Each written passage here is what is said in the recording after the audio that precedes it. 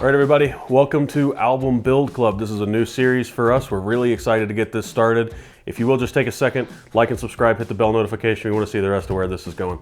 Do it now. All right, on today's episode, we have a pretty basic Stratocaster. The idea here is that we have a guitar that's easy to find, easy to purchase. I paid around $150 for this one. This is something that you might have in a closet or someone you know might have in a closet. And the goal of this series is to upgrade it as best we can within about a $100 parts budget using tools we can either get off Amazon or stuff we can find at the local grocery store. Yeah. So it should be a pretty fun project for us. We're gonna do some pretty serious hot rodding to this thing. And Logan's along for the ride here. He's gonna help me be Vanna White, be my assistant. So this should be fun.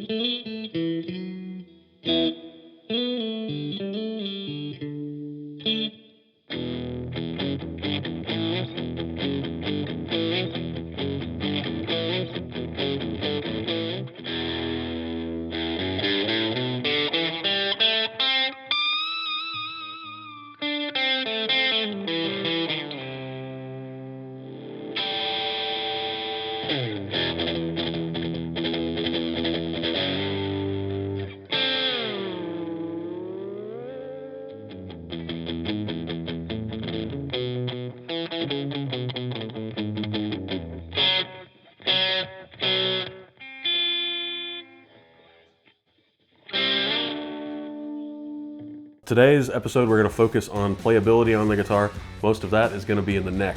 This is going to be most of what you feel when you're playing the guitar. So with all cheap guitars, even though this one has had a setup on it already, there are some fret ends sticking out. There are some sharp bits.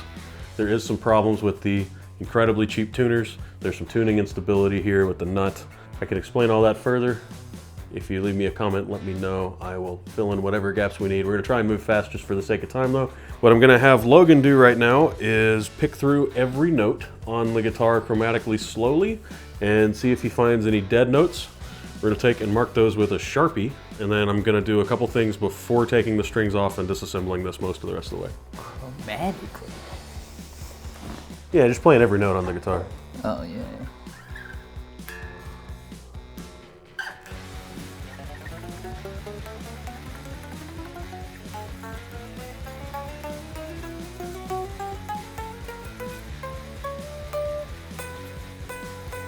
Okay, so we got one.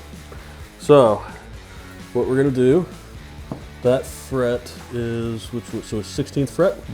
So that means, if we're buzzing here,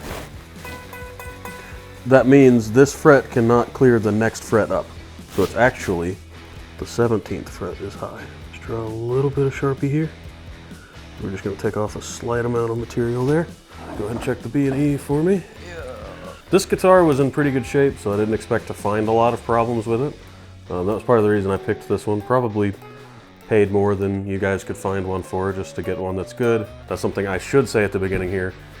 Don't waste money on something that's too cheap you're never going to be able to fix. How do you feel about this one? That's pretty bad. Ooh, that's rough. Okay. So that fret's probably going to have to come all the way out. Probably going to have to take off about, get some good action going there. A little out of tune, but I'd say it's good. Cool. Before I rip this guitar apart, I'm gonna put strap locks on the body just so I don't forget. These are not really strap locks, they're strap washers. I buy these in bulk, and I think they actually were strap locks this time, but I used to buy them as silicone beer bottle gaskets. They're very similar to a gasket used on a German type of beer, and they just come off the bottles where the cap kind of screws in or pops in with a latch. And they make the best strap locks, and they're super cheap. Fender will charge you, I think, $5 for 4 of them, and these things were $4 or $5 for 30, so it's considerably cheaper. That's locked in now. Cool.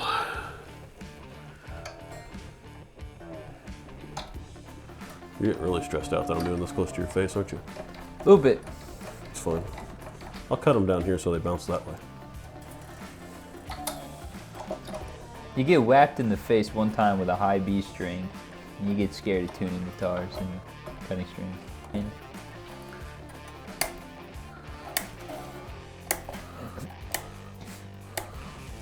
I put those strings on like 2 days ago, by the way.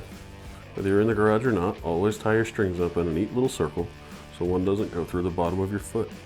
All right, on a Fender type guitar, these are a bolt-on neck. Most inexpensive guitars are a bolt-on neck. But on every Fender, to make it easier to work on, you can just remove the neck, which is what we're gonna do here, rather than fighting with the body the entire time I'm doing what I want to do. Also, I can install the neck plate on upside down when I put it back on so people know I was here.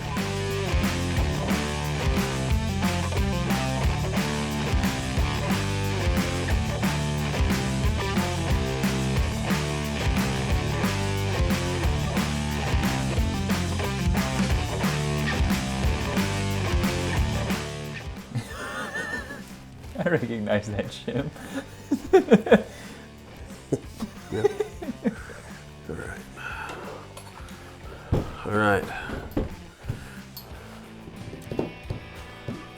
So we've extracted the neck of the guitar, and now we begin.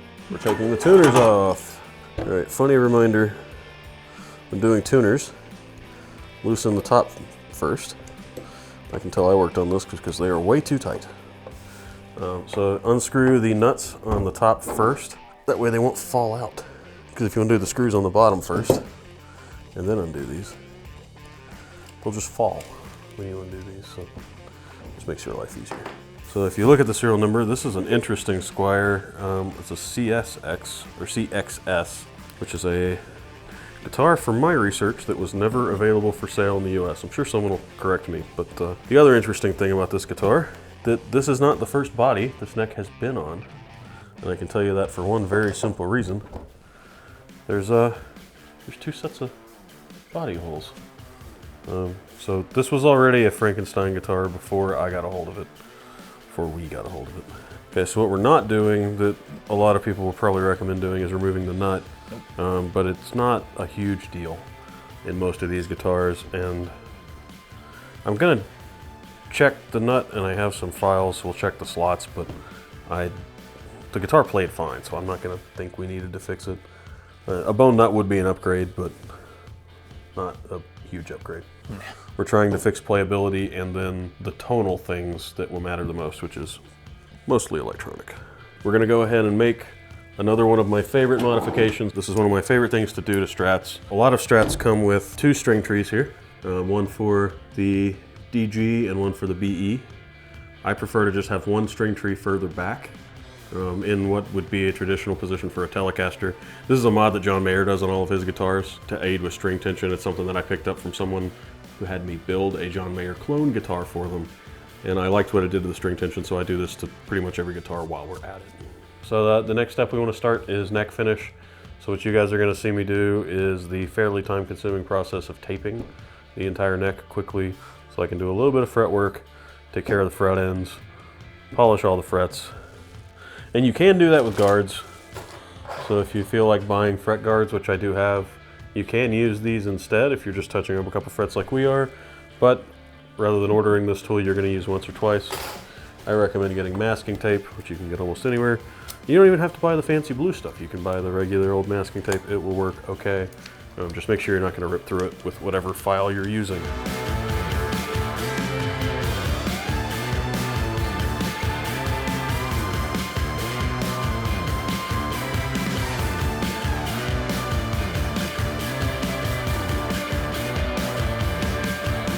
All right, so this guy is an Amazon fret crowning file I got as part of a $15 guitar setup toolkit. It is not something that is probably a great tool, but I looked up pictures of what the one that pros use looks like, and it's not too far from this. So all we want to do here is we would just want to see these Sharpie marks disappear, and it's already the shape of the fret. I don't know if you can hold it up, you can see it's kind of circular. So we're just going to work in it. So you want to take away as little material as you can. You can't put it back. Same goes with any sort of destructive process. So I'm just going very, very light, not putting much pressure down at all, letting the tool do the work. This fret was a little worse than the other one, so I'm going to go ahead and give it some work there. Next step, we are going to take care of all the fret ends. So they do make special files for this with round ends. What I like to use, because they're easy to get and fairly cheap, and I can just destroy them and replace them, is nail files, like emery boards. They're super cheap. This pack from Amazon, which is 24 of them, I think was $5. And I might use all of these doing 10 guitars, we'll see. So what I'm gonna do is work the sharp parts here. So I'm gonna go this way. Makes a glorious sound, doesn't it? I'll go the whole neck going that direction at about that angle. And as you see on the overhead, I'm pressing enough that the emery board's kind of bending a little bit, but I'm not pressing an absurd amount. And I'm watching to make sure I'm not pressing hard enough to rip completely through the tape. I'm gonna lose a little bit on the edge, but that's not a huge problem, as we'll see in a minute. I'm gonna do another thing that I definitely don't recommend doing on a maple fretboard unless you are going to refinish it.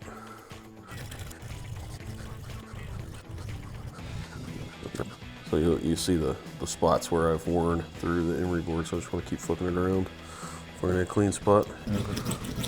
That one was bad, did you hear that? These are the kind of things that makes a high-end guitar cost more money, is the amount of labor they take into doing stuff like this while they were doing the guitar originally. You know, of course they wouldn't have the neck taped up, but the original fretwork on the guitar is something that you pay a lot for. So if you can do this at home, you're gonna make a $200 guitar play like a, I'd probably say $1,000 guitar. I mean, you're never gonna get a custom shop guitar out of a Squire, but you'll get something you'll enjoy a heck of a lot more than whatever this was. So the base side of the neck matters a whole lot less because your thumb should not be up there, but I do like to do both sides just to, your thumb's not supposed to be up there. Your hand's never supposed to reach all the way around. I got big ass hands. Now that I'm done, well, mostly done with the fret ends, as far as I can get with the tape on, I'm gonna just give the frets a light polish with 3 different stages. I got 220, 440, 2 pieces of 1500. I'll go over them with steel wool and then hit them with a fret polish. This will take no time at all. This is the caddying technique.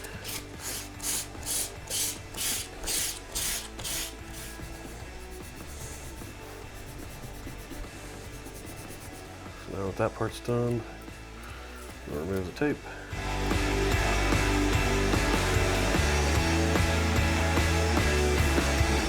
So this is a generic sanding block, all-purpose multi-use sanding sponge. You don't necessarily have to use this. I'm going to start with this and then move up to just a finer grit. All I'm doing is going at an angle here, and I'm trying to get some of the rolled edge going. I can do this because this rosewood is not sealed or finished at all.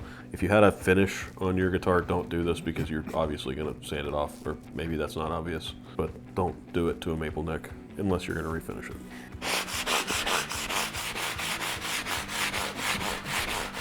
Once I get the neck finished on the back, that is butter. That's way different, isn't it? That's a completely different guitar when it's in your hands. So since I'm not going to take all the finish off, I'll usually use 400 grit or so. And all I want to do is just kind of scuff this up a little bit because this already has a bunch of marks in it and who knows what. When you're doing the back of the neck, don't ever use a block. The idea is that you want it to be the shape of a hand. Sanding it is actually a good thing. In this case, that's usually not a good thing to do. But it doesn't take a lot to make a difference. So here's the thing. When you start to play, once the dust is gone, you'll notice your hands stick to that. And it's because the surface actually might be a little too smooth.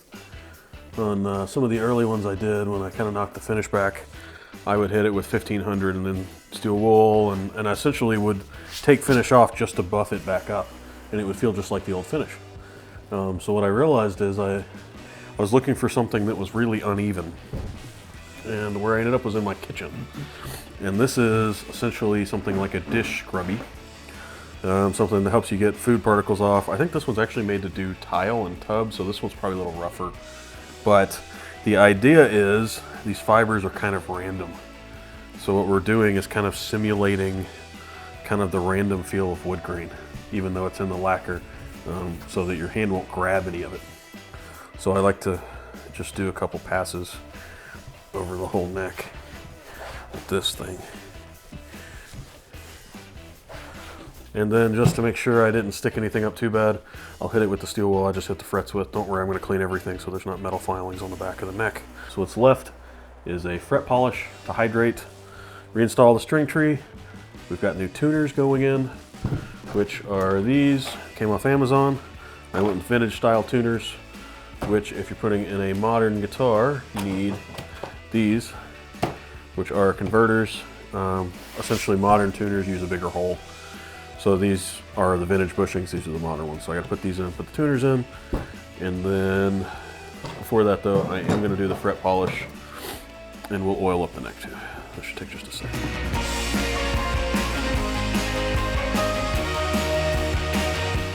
So if you wanna see the difference between the ones I've polished and the ones I've not, I've done these two. You can really see it in the light. These are steel wool, so they're actually pretty polished already, but we're just finishing them off. They make lemon oil specifically for guitars, but the stuff I use you can pick up at any household style store. Walmart's got it. This probably came from a hardware store. The big trick is you don't want anything with wax in it. You don't want wax on your fretboard. Well, you probably don't want wax on your fretboard. Oddly enough, there's no lemons in lemon oil other than a little bit of scent. It's just mineral oil. So that's what we need to clean everything up here.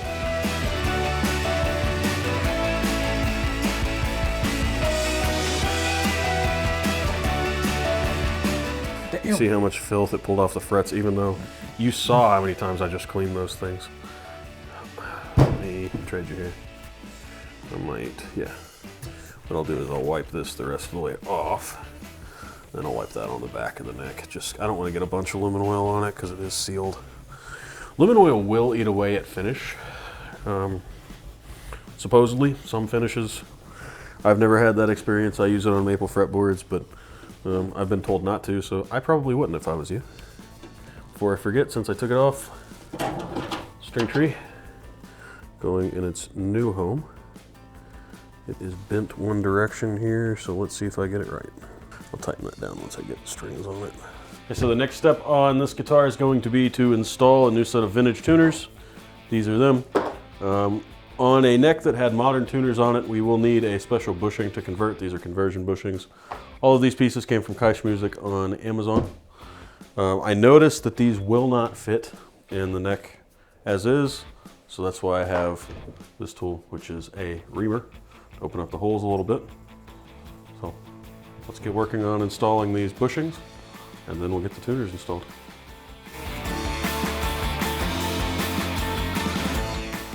This is just the best way to grab this. This is the best way to spend a Saturday night if you're in college. Good old Harbor Freight tools.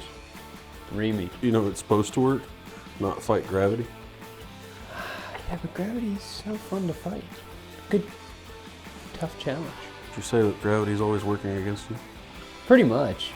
So I'm going to use these as spacers so they don't hurt anything.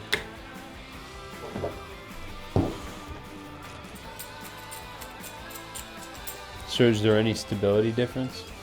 It has to do with the top wind. So if you want to see, a vintage tuner has this open wind on the top. The thing about that open wind is the string goes through the top and then locks here. So that means you have to cut the strings to length. But once you're used to doing that, I think they're actually faster to tune and put strings on. I just prefer them. They are technically locking. I wasn't putting a whole lot of pressure on that clamp at all, but it was enough to deform the panels a little bit. This is hand drill, just using it to get the tiny screws that hold the tuners in started. This is an Amazon special tool. We'll find out how it works because I've never used it before and I can already see that it's already bent.